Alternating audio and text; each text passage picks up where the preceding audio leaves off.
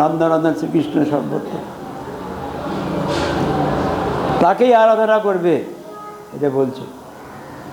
যদি গুরুদেব তিরোভাব প্রতি আবির্ভাব যদি আমরা পালন করি, তাকে যদি আমরা স্মরণ করি, তার শিক্ষা গ্রহণ করি, তার কৃপা প্রার্থনা করি, তার গুণময় কীর্তন করি, তবে তো সে গুরুপদাশ্রয় হলো। তার কথার শিক্ষা গ্রহণ না করি তাতে গুরুপদাশ্রয়ের কী লাভ? আমি তোমাকে বলছি, সাধন ভজনের জন্য নিজের আরাধ্য দেবকেই ভজন করবে। স্ত্রী যখন পতিপরায়ণ না থাকে, অন্যে প্রীতি করে, তখন সে পতির সেবায়, about chaste lady. In India you will find this sort of social custom.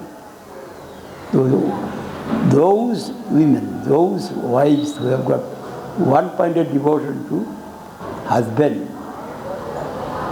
actually she is regarded as actual wife. Like that. অন্য কাউকে যে প্রতি সেবা বাদ দিয়ে করে, তো সেটা ব্যভিচার হয়।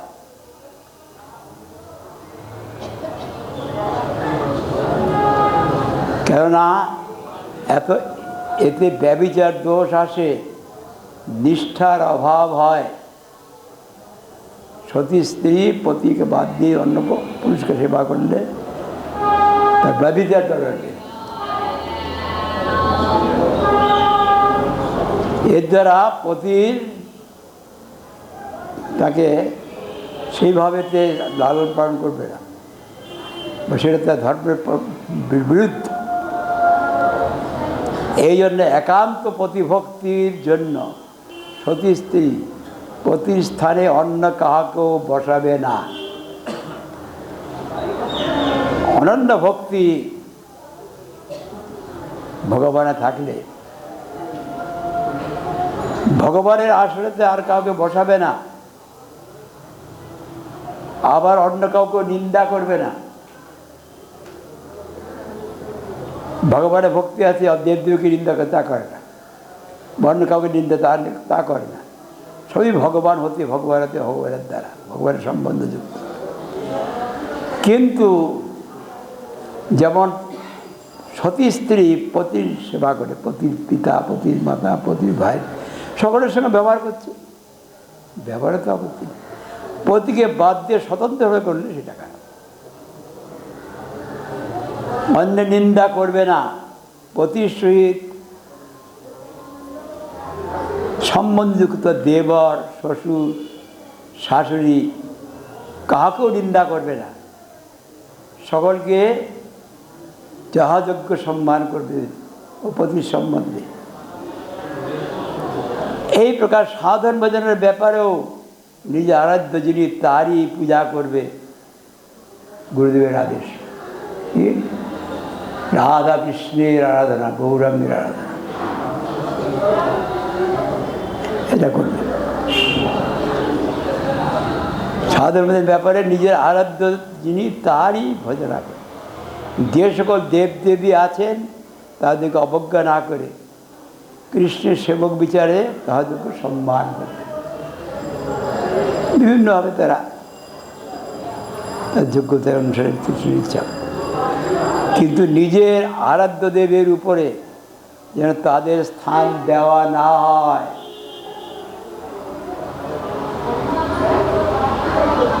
আরাধ্য দেবদের উপর there should be one-pointed exclusive devotion to Supreme Lord Sri Krishna. One point. This is the actual, original qualification of a sadhu. And in relation to Supreme Lord, we should have love for all. A true devotee do not reproach any other, but speak ill of others. কিন্তু নিজের আরাধ্য দেবের উপরে যেন তাদের স্থান দেওয়া না হয়। আমার এই কথা তোমার উপর, ওই আমাদের সকলকে বলছিল, আমরা বসে আছি, হয়েছে যে হনুমান প্রসাদ, আমার এই কথা তোমার উপর আমাদেরকে নিয়ে আসেন কেন? আমাদেরকে শোনাবার জন্য। শুনে রাখো, তুমি এই দিকে একটুকু ধ্যান দিবে, তোমার যোগ্যতা আছে, বক্তৃতা করতে পারে সব থেকে, তুমি কাজের লোক, কিন্তু নিজের সম্প্রদায়ের কথা বুঝে নাই। সম্প্রদায়কে বাদ নেই সমঝায়। You have not understood the teachings of Chaitanya Mahaprabhu. Chaitanya Guru belongs to Chaitanya Mahaprabhu. বুঝে নাই। গৌড়ীয় সম্প্রদায়, চৈতন্য সম্প্রদায় কৃষ্ণ ভক্তির সম্প্রদায়, একান্ত কৃষ্ণ ভক্তির জন্য অনন্য কৃষ্ণ ভক্তগণ একমাত্র কৃষ্ণকেই ভজনা করেন।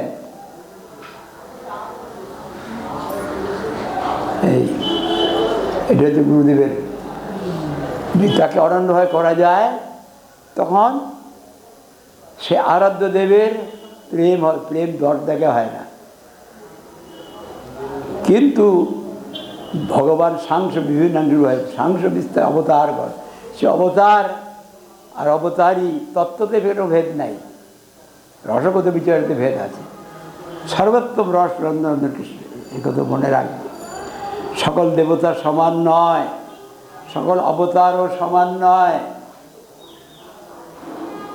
এতে যে অংশকলা পুংস কৃষ্ণস্তু ভগবান স্বয়ং, গৌরী মনের কথা না ভাগবত। নিন্দারী ব্যাকরণ লোক মৃন্তি যুগে যুগে, ভাগবত প্রথম স্কন্ধ। মৎস্য কুর্ম রাম নৃসিংহাদি অবতারের কথা বলে উপসংহারে বেদব্যাস বলছেন, এরা কেহ অংশ, কেহ অংশের অংশ কলা, এরা কৃষ্ণ নহেন, কৃষ্ণ স্বয়ং ভগবান।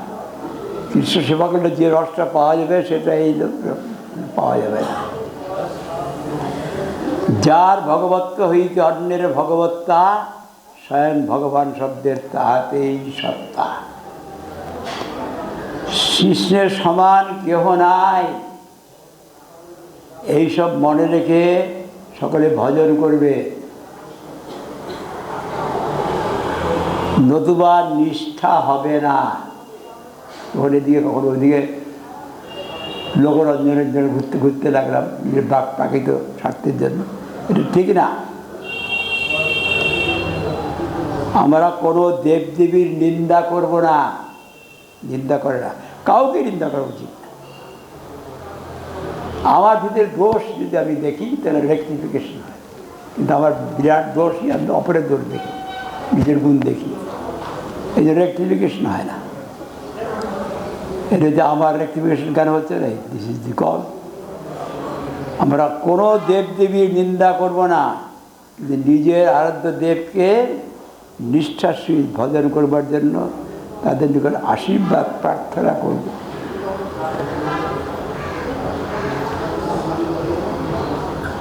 এই জন্য আমরা যে শিবরাত্রি ব্রত, শিবের কাছ থেকে আমরা প্রার্থনা করছি, বৃন্দাবনা বলি বোধ সম বলি, এসব আমরা বলেছি। রাধাকৃষ্ণের পাত্র হয়তো কি ভক্তি হোক, রুদ্র সম্প্রদায় আছে। আমি মঠকে রেজিস্ট্রি করেছি,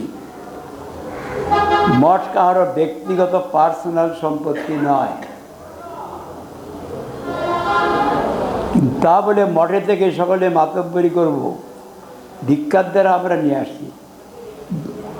যারা অম্বরীশ মহারাজ একদম নীতিগত ভাবেতে একচ্ছত্র সম্রাট ছিলেন পৃথিবী, কিন্তু তিনি জানতেন এই সম্রাটের প্রভু আমি নই, এই পৃথিবী প্রভু হচ্ছেন ভগবান। তার কোনো আসক্তি ছিল না, সমস্ত পৃথিবীর সম্পদ, আমাদের সামান্য একটু সম্পদ থাকলে অহংকার হয়। আমার ভিক্ষার থেকে নিয়ে এসেছে, নিজের নিজের না অন্যের, তার মধ্যে অভিমান, এটা আমার মঠ, যা ভার এসব বলি।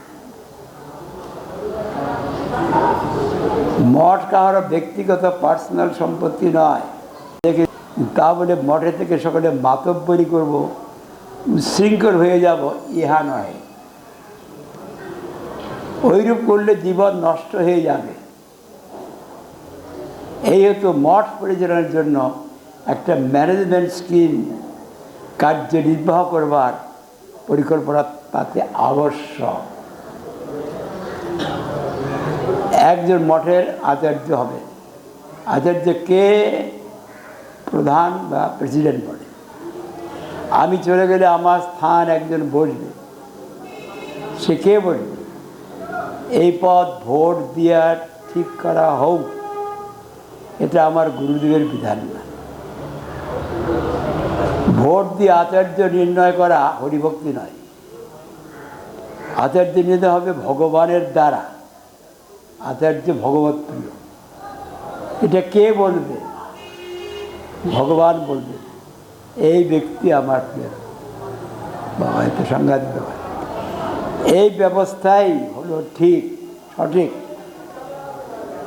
এই জন্য গুরু পরম্পরাতে যে বাক্য, সেটা আচার্য নির্ণয়ের নিয়ম। উপর থেকে যে অর্ডারটা আসে সেটাই ঠিক। এদিক থেকে কিছু লোক ভোট দিয়ে আচার্য ঠিক করা অপেক্ষা ভগবানের দিক হতে ভগবত প্রেমিক ভক্ত যাকে আচার্য বলে নির্দেশ করবেন, সেটাই ঠিক। তাকে আচার্য বলে মানতে হবে। এটাই হলো শাস্ত্রের বিধান, গুরু পরম্পরা। ছিল প্রভুপাদের অসুস্থ লীলাবনের কালে তিনি মিস্টার জেন বাসু সলিসিটরকে একটা কনস্টিটিউশন করতে বলেছিলেন। আমরা তখন শুনেছিলাম কনস্টিটিউশন দুইভাবে হতে পারে, বাই নমিনেশন আর বাই ইলেকশন। শেষক পন্থা অর্থাৎ বাই ইলেকশন পন্থায় মিস্টার বসু একটা কনস্টিটিউশন লিখে দিলেন। শ্রী প্রভুপাদ উহা পছন্দ করলেন না। অন্যান্য বিষয়ে করেছিলেন তিনি, সেটা গৌড়ীয় মঠের সঙ্গে মিলবে না। বাতিল করে দিলেন। আমি এবং আরও 2-4 জন সেখানে উপস্থিত ছিলাম। বহু লোক বলবে এটা হবে, এটা ঠিক নয়, ওটা হবে, ওটা ঠিক নয়, ইত্যাদি। ইলেকশন দ্বারা সাধু নির্ণয়, আচার্য নির্ণয়, মহাপুরুষ নির্ণয় ঠিক নয়। এই জন্য উপর থেকে ভগবানের দিক হতে যে ব্যক্তির প্রতি আচার্য পদ লাভের নির্দেশে তাকে মান্য করাটাই শাস্ত্রের বিধান। উপর থেকে যে নির্দেশ আসছে তাকে মান্য করা বিধান কেবল গৌড়ীয় সম্প্রদায় নহে, রামানুজ, বিষ্ণুস্বামী, নিম্বার্ক সকল বৈষ্ণব সম্প্রদায়ে এই প্রথা। অতএব গুরু পরম্পরায় উক্ত ব্যবস্থা অবলম্বন করা বিহিত। এখন আমাদের যে গোষ্ঠী আছে, সেই গোষ্ঠীতে আমার সিনিয়র গুরু ভাই যারা আছেন তাদের সঙ্গে পরামর্শ করি, নির্ণয় করেছি। আমি চলে গেলাম, গুরু মহারাজজি চলে গেছেন, অতএব আমরা স্বেচ্ছাচারী হয়ে যাব, এটা ঠিক নয়। এটা আমাদের শিক্ষা দিচ্ছে। আমি চলে গেলাম, গুরু মহারাজ চলে গেছেন, এখন যা ইচ্ছে তা করব। তাহলে কিন্তু গুরুদেবের এই তিরোভাবেতে যত সম্বন্ধ হবে, তত তিরোভাবেতে তত তার বিরহ হয়। বিরহ উৎসব এই জন্য বলে, সেই ভগবানেতে গুরুদেবেতে আবেশ হয়। আবেশ হলে যে সমস্ত অসৎ বাঞ্ছা, অসৎ কামনা সব চলে যায়। সৎ বাঞ্ছা ভগবানেতে প্রীতি হয়, প্রকৃত আনন্দ লাভ হয়। এই জন্য বৃহৎসব বলছে।